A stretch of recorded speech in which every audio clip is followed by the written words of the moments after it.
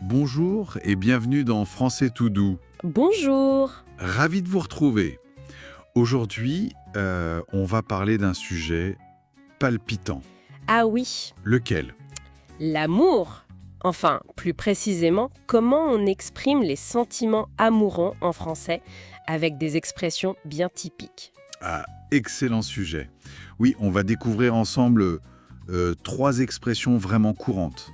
Celles qu'on entend pour la séduction, l'hésitation. Ou même ce moment un peu magique, le coup de foudre. Exactement.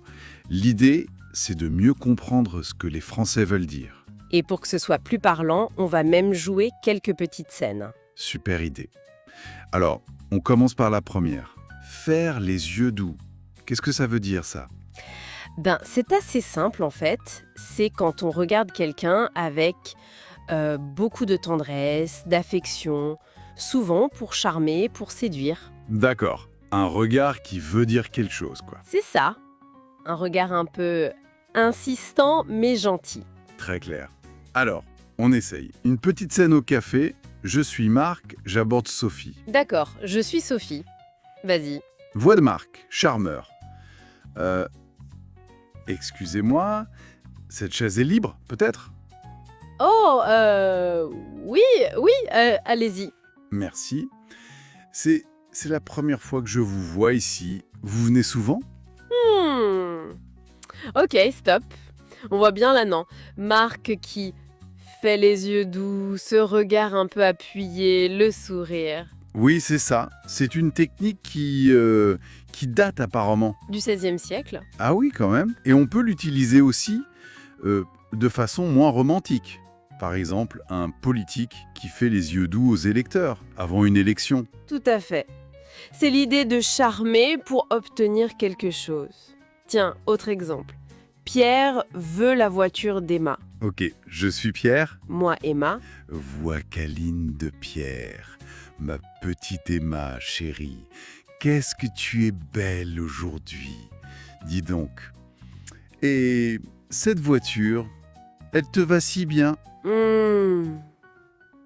Qu'est-ce que tu veux, Pierre? Moi? Rien. J'admire, c'est tout. La plus belle des femmes et sa super voiture. Typique. Il fait clairement les yeux doux pour avoir la voiture. C'est exactement ça. Bon, passons à la deuxième expression. Tourner autour du pot. Ah, celle-là, elle est très utile à connaître. Oui. Ça veut dire qu'on hésite à dire quelque chose directement. On parle, mais on évite le sujet principal. On n'y va pas franco. D'accord, on prend des détours. L'origine est assez marrante, non? Une histoire de marmite au Moyen-Âge. Oui, c'est ça. Apparemment, on tournait littéralement autour du pot de la marmite pour essayer de piquer un peu de nourriture sans se faire voir. Malin. Et aujourd'hui, on tourne autour du pot pour éviter un sujet délicat ou embarrassant. Exactement. Alors, scène suivante. Thomas a, cassé le vase préféré de sa sœur Lisa. Aïe, je suis Thomas, le coupable. Et moi, Lisa, qui ne se doute de rien. Salut Lisa. Ça va? Ta journée bien passée? Salut Thomas. Oui, ça va. Et toi? Pourquoi tu as l'air bizarre? Moi? Non. Je voulais juste te dire, tu sais que t'es ma sœur préférée, hein? Vraiment. Et j'aime beaucoup ton salon, il est super. Surtout tes vases. Oui. Et alors? Où tu veux en venir, Thomas? Il s'est passé un petit truc. Un incident. Avec... Bon, ça suffit. Arrête de tourner autour du pot et dis-moi ce qui s'est passé. Qu'est-ce que t'as encore fait? Et voilà. Elle en a marre, elle veut qu'il aille droit au but. Oui, qui disent les choses franchement, directement. C'est l'inverse de tourner autour du pot. Et en amour, avoue qu'on tourne souvent autour du pot avant de dire les 3 petits mots. Oh que oui. Cette petite danse de l'hésitation avant de se déclarer, c'est tout à fait ça. Allez, on enchaîne avec la dernière. Avoir le coup de foudre. Ah, ma préférée, je crois. Le coup de foudre. Qu'est-ce que c'est précisément? C'est ça. Tomber amoureux, mais boum, instantanément. Vraiment au premier regard. Boum. Une vraie décharge électrique. C'est ça. Une image très forte. D'ailleurs, l'expression a un peu évolué. Ah oui? Oui, au XVIIe siècle, coup de foudre, c'était plutôt négatif.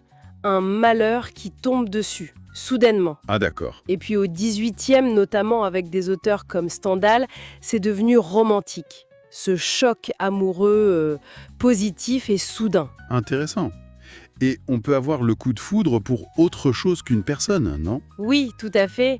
On peut avoir le coup de foudre pour une maison qu'on visite, pour un livre en librairie, même pour un chiot. D'accord. Alors, petite scène. Antoine raconte sa soirée à son copain Mathieu. Ok, je suis Mathieu. Curieux. Mathieu, faut que je te raconte. Hier soir, à la fête de Léa, j'ai vu une fille. Et là, paf! Paf. Paf, quoi. Tu t'es cogné? Mais non! Le coup de foudre, je te jure, incroyable. Dès que nos regards se sont croisés, waouh! J'ai senti un truc fou. Voilà, c'est ça, l'amour immédiat, inexplicable. On dit souvent, j'ai eu le coup de foudre. Où ça a été le coup de foudre entre nous. Exactement. Allez, un dernier petit exemple rapide. Camille raconte sa rencontre à Julien. Je suis Julien. Alors, ce nouveau gars, Sébastien, raconte. Oh là là, Julien, écoute. Dès qu'il est entré dans le café, nos regards se sont... Enfin, je sais pas comment dire. Oui, Bah, ça a été le coup de foudre. Voilà, direct. c'est beau l'amour. Bon, récapitulons nos 3 expressions du jour. Alors, on a eu faire les yeux doux, c'est pour séduire, charmer avec le regard. Ensuite, tourner autour du pot.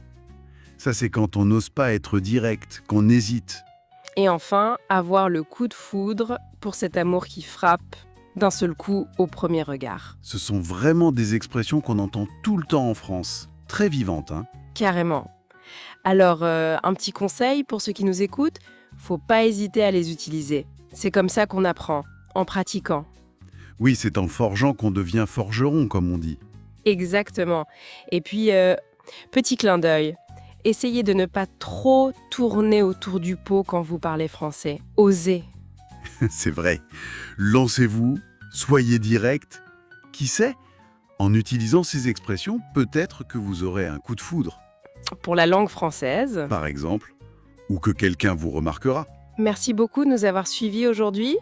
On espère que ça vous a plu et que ça vous aidera. On vous dit à très bientôt sur Français tout doux. Et continuez bien. Peut-être que la prochaine personne à qui vous parlerez vous fera les yeux doux. Salut à tous!